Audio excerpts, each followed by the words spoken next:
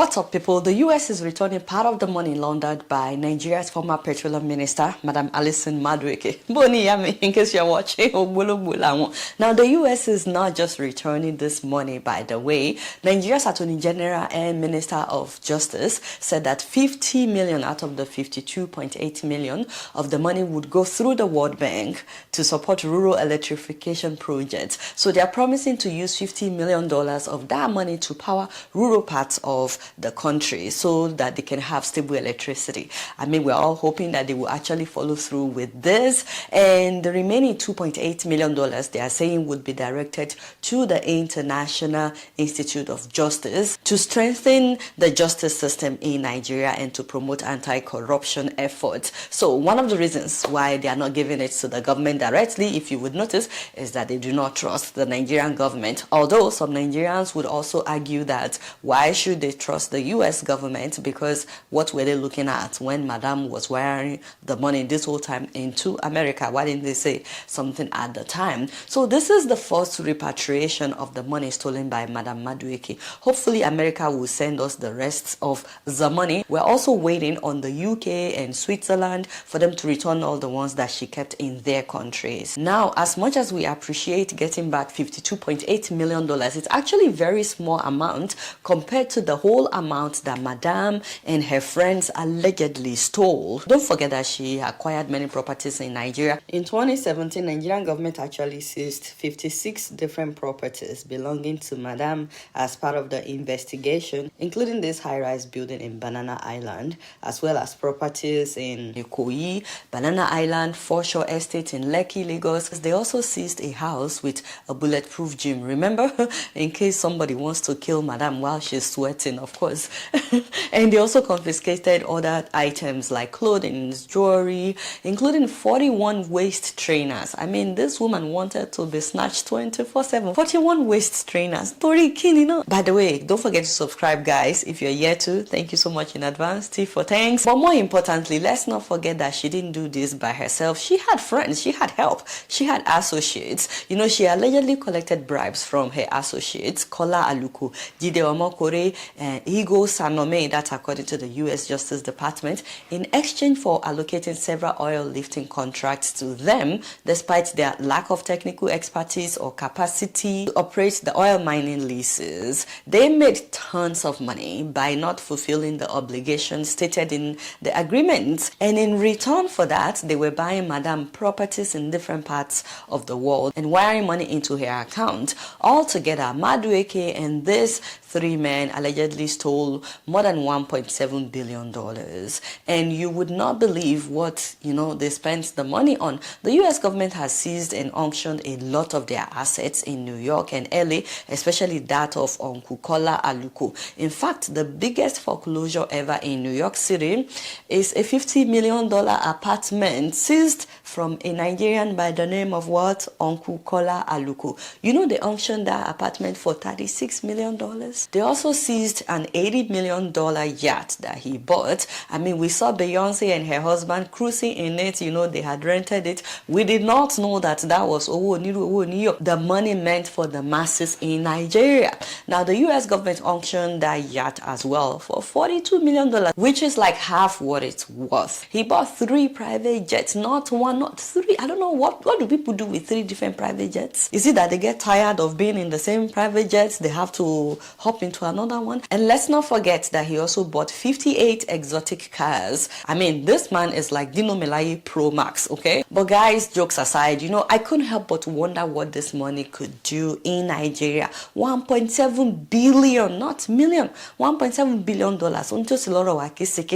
Do you know the caliber of hospitals that money will build in Nigeria? Look at Rush Hospital, East Tower in Chicago. It was built with $654 million, not billion, $1 million in 2011. Now, even with inflation, we should still be able to build at least 2 of such hospitals in Nigeria. Although labor is way cheaper in Nigeria, so even with inflation, I think we should be able to get at least 3 of such hospitals in Nigeria. And do you know how much they make at that hospital? In 2022 alone, they made more than $3 billion. You see how infrastructure can fuel the economy. That hospital as a whole has more than 10,000 employees. Just imagine the number of families that are benefiting because they built that hospital. Also, let's look at an hospital in Texas, Texas Children's Pavilion for Women. It was built with $575 million between 2007 and 2012. That means even with inflation, we should have at least 2 of that hospital now in Nigeria if we really want to. This hospital alone employs about 13,000 people. Hopefully, some of you are starting to realize the impact of people stealing money from the masses in Nigeria. It's not just the fact that we could have good hospitals and less people will die, which is great in itself, but the fact that many of our graduates in Nigeria would have jobs. If we have hospitals that look like this and that are so well equipped like this, our doctors, our nurses, our lab technicians, they won't be so desperate to leave the country. And let's not talk about other people that we employ at hospitals, accountants, auditors, engineers that would be involved in the construction. So many people would have jobs if we have hospitals that look like this. And let's also look at Smilo Cancer Center in Connecticut. It was built with $467 million, less than $500 million. Even if that's the only thing that these people decide to do with that money in Nigeria, it would have been great. If you've noticed, it's not only the common people that are suffering from lack of good hospitals anymore in Nigeria. We are all in this together. Big people are also suffering from it. There's no reason for our politicians to be dying abroad while receiving treatment. A Nigerian governor died last year while receiving treatment abroad. We're a very rich country with natural resources and enough manpower. We can make this happen if we actually want to. So let me know what you guys think about what this money could do in Nigeria if they invested it in Nigeria instead of them taking it abroad to buy yacht and mansion in America. Now, speaking of natural resources, guys, moving on to South Africa, more than 100 illegal miners have reportedly died, and some people are blaming the government of South Africa while others are blaming the miners themselves. I'll tell you why. Illegal mining is a huge issue in South Africa. It has been for years. They are locally known as Zama-Zamas. However, many of these miners are not even South Africans. They are from neighboring countries, Mozambique, Lesotho, Zimbabwe, and now in Stilfontein, where the death happened, about 2 hours drive from Joburg, there are so many old mines abandoned by commercial miners, which these illegal miners now explore in hopes of finding some remnant resources that they can now sell and turn into money. So we're talking about hundreds of illegal miners. Some people believe that there are thousands of them, and they go down as 2.5 kilometers. They spend weeks there, and the government has been trying to force them to come out and surrender for them to be arrested. For months now, they refused. So in August of last year, the government decided to cut off their food supply. They literally went to all the access points to these mines, guiding them, refusing to let the food suppliers take food or water to the miners. They said that they wanted to smoke them out.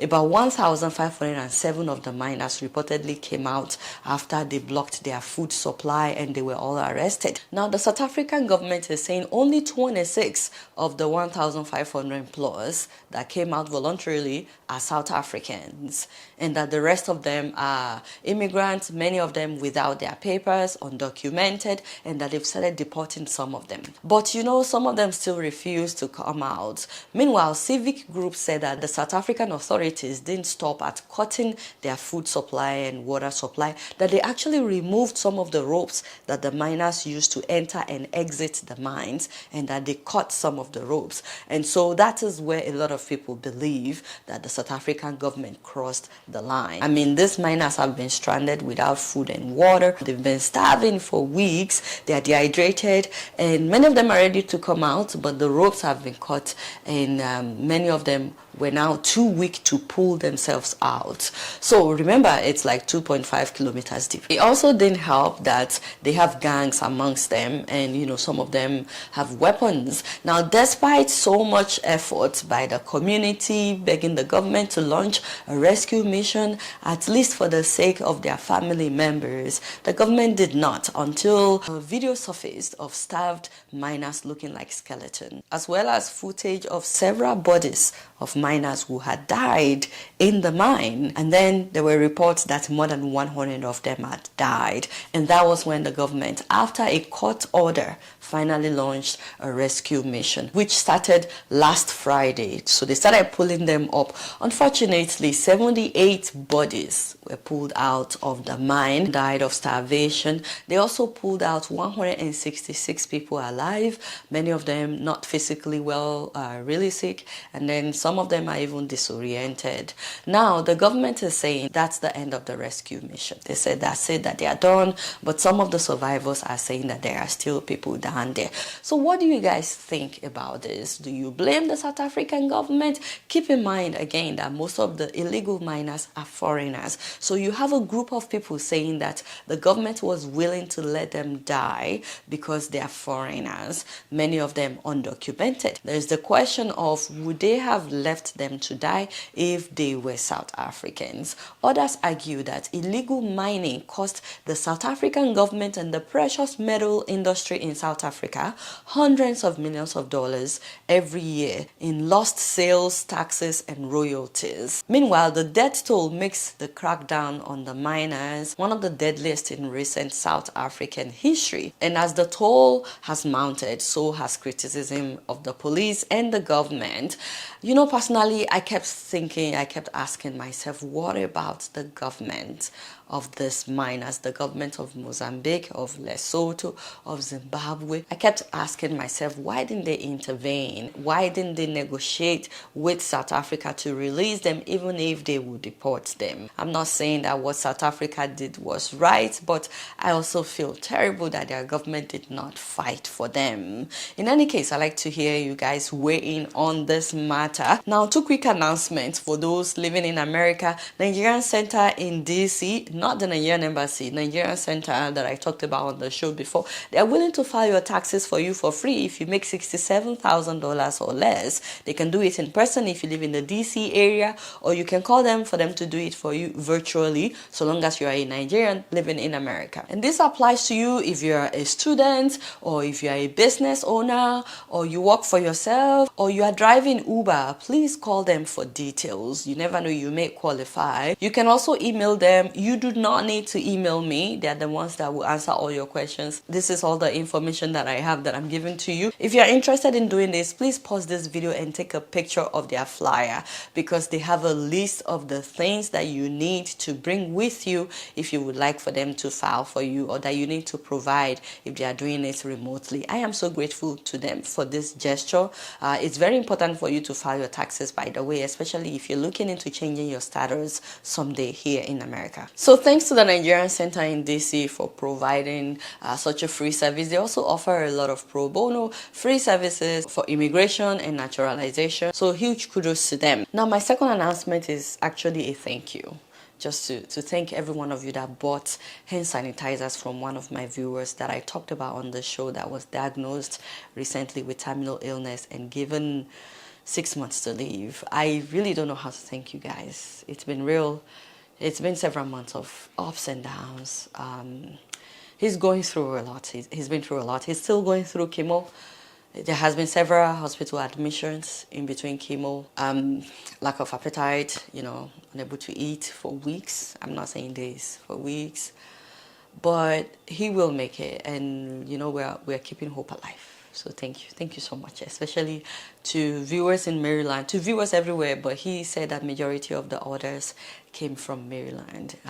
We still have so many hand sanitizers left. I mean, the orders that came in is not even up to 1/10 of the product that he has in stock. So we still have so many left. And like I said the last time, all he wants is to make sure that whatever happens, that this doesn't become a burden for his family. He had bought a huge batch of hand sanitizers to take abroad to sell, because he does this, and then he got the diagnosis. And his friends are willing to help him ship them if he gets orders. So please, if anyone out there is yet to order hand sanitizers, I would love if you guys would please and please order some hand sanitizers from this viewer. This is someone that I know personally. Now, if you don't need hand sanitizers but you would still like to donate, please and please, it would be greatly appreciated.